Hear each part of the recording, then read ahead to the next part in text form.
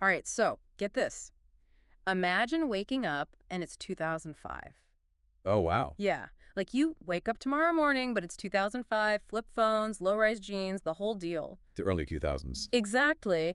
And we found this Reddit thread where, well, people are going crazy over this question. Like, what would you do if you suddenly found yourself back in 2005? I've seen this thread. It's pretty wild. It is. It's like a total time warp of nostalgia and regret, you know? And maybe a little bit of what if thinking. Definitely. I mean, it really makes you think about how much things have changed, in the last, almost 20 years. Right. Like the world is a totally different place now. It is. It's faster, more connected, but maybe not always for the better. That's what's so fascinating about this thread. Like, a lot of people are actually relieved at the thought of escaping to a simpler time. Oh, yeah. Like no social media, no constant notifications, just like hanging out with your friends, listening to music. Yeah, one person even mentioned their, remember those like burned party mix CDs? Oh, yeah. I used to spend hours making those. They were like, I miss those days. No algorithms, just pure like music love, you know? It's true. There was something special about like curating your own music collection. It was an art form. Totally. But you know what else everyone seems to be obsessed with? Hmm. Let me guess. Buying Apple stock. Close. It's Bitcoin, though. Ah, Bitcoin. Yeah. Of course. The ultimate what if investment, right? Seriously. It's Yeah. like if I could go back to 2005, I'd buy all the Bitcoin I could get my hands on. Right. It's easy to say that now, knowing what we know. But back then, it was such a fringe idea. I know. But still, you can't help but think, like, what if I had taken that chance? It's the dream, isn't it, to go back in time and make a fortune. But it makes you wonder, would we really have recognized the opportunity back then? Right. It's like hindsight is 2020, you know. But it's not all about getting rich, is it? Some people are more focused on second chances, you know, like fixing past mistakes. Oh, yeah. I mean, who hasn't thought about going back and doing things differently? Like one person said they wish they had spent more time with their dad, you know, when he was still around. Oh, that's touching. It really makes you think about what's truly important, doesn't it? It does. Like maybe we should all focus less on what we could have done and more on appreciating what we have now. Absolutely. But it's also human nature to wonder, what if?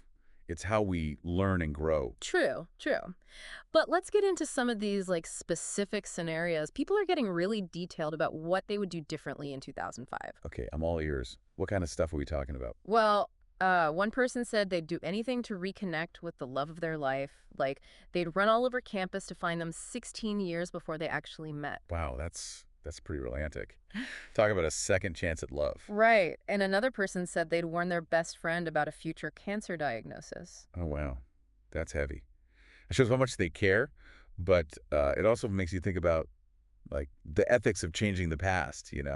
Yeah, like what if preventing that diagnosis also meant they'd miss out on something good? Right. The butterfly effect, right? Yeah. It's a lot to consider. It is. It's like you could change one tiny thing and, well, who knows what would happen. It's almost impossible to predict. Mm. But isn't that what makes it so intriguing? Absolutely. And then there's this one user who's really wrestling with like the big picture. They're like, what if changing my past meant my kids wouldn't exist? Whoa, that's a huge dilemma. It makes you wonder, like, what sacrifices are we willing to make, even for the people we love the most? Right.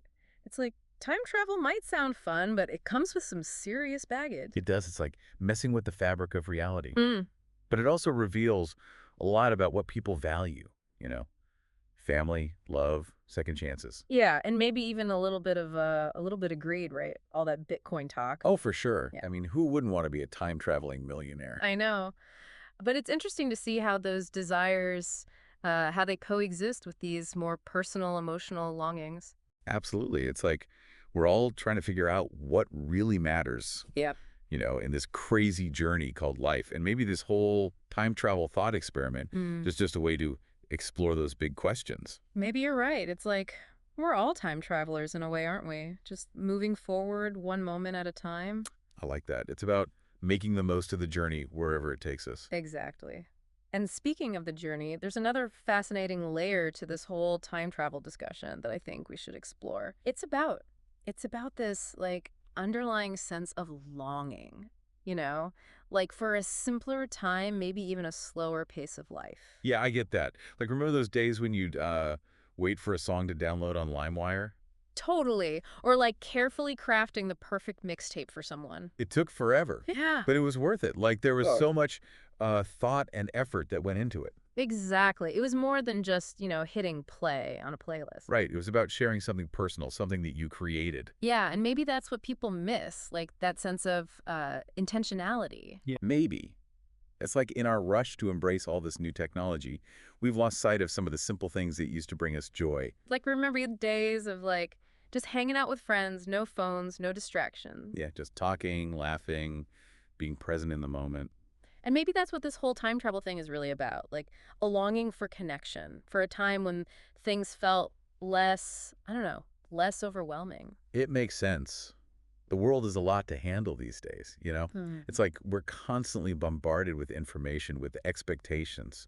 So maybe going back to 2005 is like a way to escape all that. It's like hitting the reset button, you know? Probably. Chance to simplify things, to reconnect with what really matters. But it's not all about escaping the present, is it? Like some of these time travel scenarios are about facing the past head on.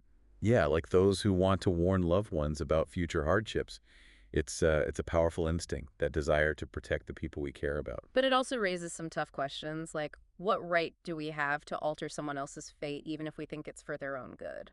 Right, it's like, who are we to play God with other people's lives? And then there's the whole butterfly effect thing, Like, what if our attempts to change the past actually make things worse? Yeah, that's the scary part. Like, we think we're doing the right thing, but we could end up unleashing a whole chain of unintended consequences. It's like messing with the delicate balance of time. Exactly.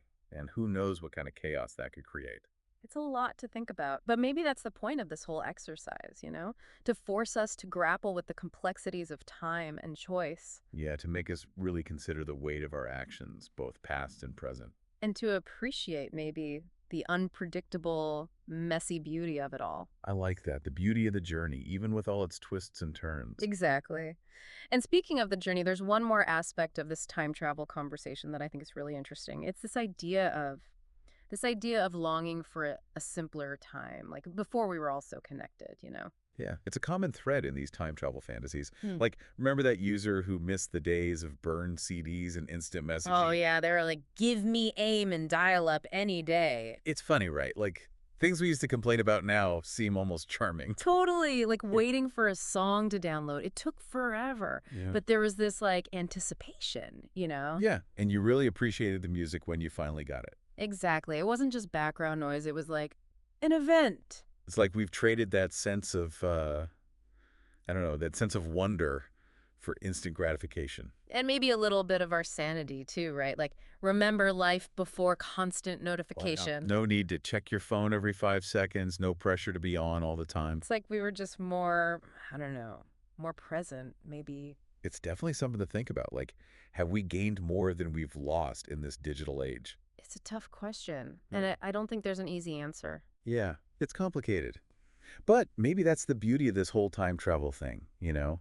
It forces us to step back and examine our lives, our choices, To really think about what we value, what makes us happy. and to appreciate the journey, even with all its ups and downs. Exactly. Because ultimately that's all we have, right? This one wild, unpredictable ride through time. And who knows, maybe the best is yet to come. Maybe you're right. But hey, even if we can't go back to 2005, at least we have these stories, these shared memories. Yeah, and the power to shape our future one choice at a time. Well said. So from Bitcoin dreams to second chances and a whole lot of nostalgia, this deep dive into time travel has been quite a trip. It has.